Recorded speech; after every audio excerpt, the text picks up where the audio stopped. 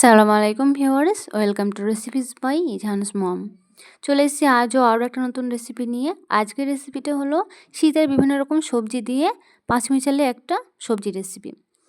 আমি এখানে যেসব সবজিগুলো ইউজ করেছি আপনাদের কাছে যদি অ্যাভেলেবেল না থাকে আপনারা চেঞ্জ করে নিতে পারেন, যেমন বরবটি, বিনস এগুলো অ্যাড করতে পারেন, শিম অ্যাড করতে পারেন। তো আমি এখানে যেগুলো নিয়েছি, প্রথমে নিয়েছি আলু। আমি এখানে লাল আলুটা ব্যবহার করেছি, আপনার নর্মাল যেটা সেটা করতে পারেন। ক্যাপসিকাম, ফুলকপি, গাজর আর ১ বাটি পরিমাণ মটরশুঁটি। এবার তাহলে রান্না করা যাক। আমি ওভেনে একটা কড়াই বসিয়ে দিয়েছি। কড়াইটা গরম হয়ে আসলে দিয়ে দিচ্ছি সাদা তেল পরিমাণ মতো। আপনারা সরষের তেল দিয়ে করতে পারেন, কোনো সমস্যা নেই। তো তেলটা একটু গরম হয়ে আসলেই আমি দিয়ে দিচ্ছি আলুগুলো। আমি প্রথমে সবগুলো আলুকে দিয়ে খুব সুন্দর করে লাল করে ভেজে নেব। একদম লাল লাল করে ভেজে নিতে হবে।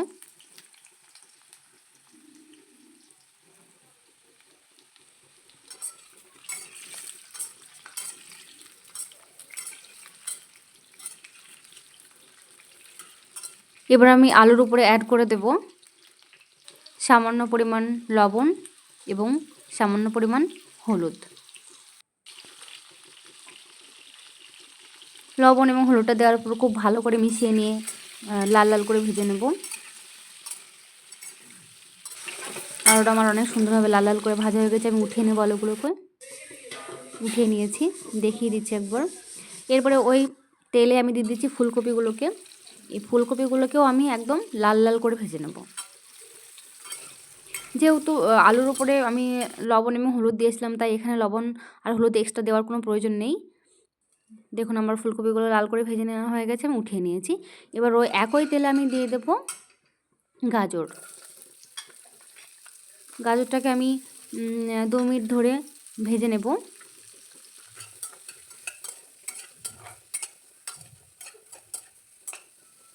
দু মিনিট গাজরটা ভাজার পর আমি দিয়ে দেব ক্যাপসিকামগুলোকে। দেখুন ক্যাপসিকামগুলোকে আমি এরকম লম্বা লম্বা করে কেটে নিয়েছি। আপনারা চাইলে যে কোনো শেপ দিতে পারেন, কোনো সমস্যা নেই। তো আমি আরও 2 মিনিট ক্যাপসিকাম আর গাজরটাকে ভেজে নিলাম। তারপরে দিয়ে দিচ্ছি 2 মিনিট পর ওই মটরশুঁটিগুলো। মটরশুঁটিটা দেওয়ার পরে আমি আরও 2 মিনিট ভেজে নেব। সবজিগুলোকে আমার খুব ভালো করে ভাজা হয়ে গেছে, আমি এগুলোকে উঠিয়ে নেব।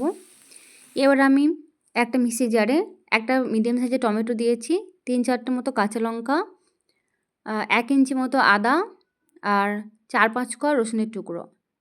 সামান্য একটু জল দিয়ে খুব ভালো করে একটা পেস্ট বানিয়ে নেব। এবার আমি রান্নাটা করার জন্য ওই একই কড়াইয়ে আরও সামান্য পরিমাণ তেল দিয়ে দিলাম। মানে একই কড়াই বলতে যে কড়াইয়ে আমি সবজি ভেজেছিলাম সেই কড়াইয়ে আমি আরও সামান্য একটু তেল দিয়ে দিলাম। তেলটা হালকা একটু গরম হয়ে আসলেই দিয়ে দিচ্ছি একটা শুকনো লঙ্কা আর 1 চামচ মতো গোটা জিরে। হালকা একটু ভেজে নেওয়ার পরে দিয়ে দিচ্ছি একটা দারচিনির টুকরো। এরপর দিয়ে দেবো 2টো মিডিয়াম সাইজের পেঁয়াজ কুচি। ভেজে নেব। পেঁয়াজটা দেওয়ার পর হালকা একটু ভেজে নেওয়ার পরে আমি দিয়ে দেব যে পেস্ট করে রেখেছিলাম যে মশলাটা, সেই পেস্টটা আমি এখানে দিয়ে দিচ্ছি। এবার মশলাটা খুব ভালো করে কষিয়ে নেব।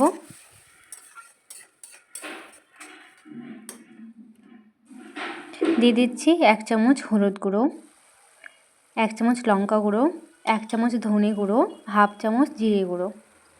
সবকটা উপকরণ খুব ভালো করে মিশিয়ে নেব এবং ততক্ষণ পর্যন্ত কষাবো যতক্ষণ পর্যন্ত না মশলা থেকে একটা তেল ছাড়ছে।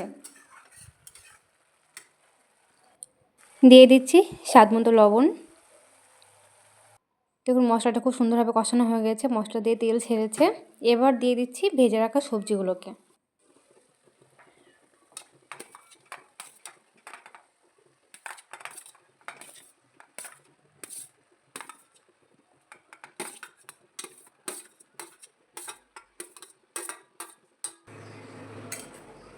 এবার মশলার সাথে সবজিটা খুব ভালো করে মিশিয়ে নেব।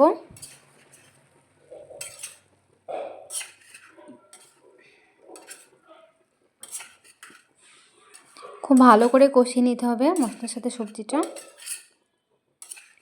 খুব ভালো করে মিশিয়ে নিয়েছি। এবার আমি ঢাকনা দিয়ে ঢেকে 5 মিনিট মতো কুক করে নেব এরকমভাবেই। তবে মাঝে একবার ঢাকনাটা সরিয়ে নিয়ে অবশ্যই করে নেড়ে দিতে হবে, নাহলে লেগে যেতে পারে বা পড়ে যেতে পারে। এরপর আমি দিয়ে দিচ্ছি 1 কাপ মতো জল, কফি কাপের 1 কাপ জল। জলটা দিয়ে খুব ভালো করে মিশিয়ে নেব। আবারও ঢাকনা দিয়ে কুক করে নেব। ঢাকনা দিয়ে কুক করতে হবে যতক্ষণ না সবগুলো সবজি সুন্দর মতো সিদ্ধ হচ্ছে, ততক্ষণ ধরে কুক করে নিতে হবে।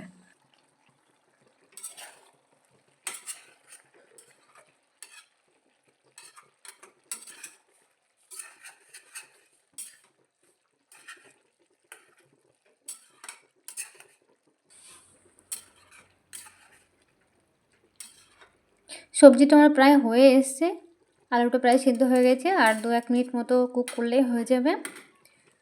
তো এবার আমি এতে অ্যাড করে দিচ্ছি 1/2 চামচ চিনি, দিয়ে দিচ্ছি আমি এখানে 4টে এলাচ এবং 1 টুকরো দারচিনিকে সামান্য একটু জল দিয়ে মিক্সচারে পেস্ট করে নিয়েছিলাম, সেটা দিয়ে দিচ্ছি। আপনারা এখানে গরম মশলা যে পাউডারটা হয় সেটা দিতে পারেন। খুব ভালো করে নাড়িয়ে নেব।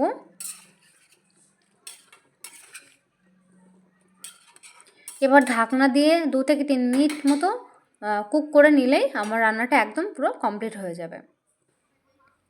আমার রান্নাটা একদম কমপ্লিট হয়ে গেছে এখানে।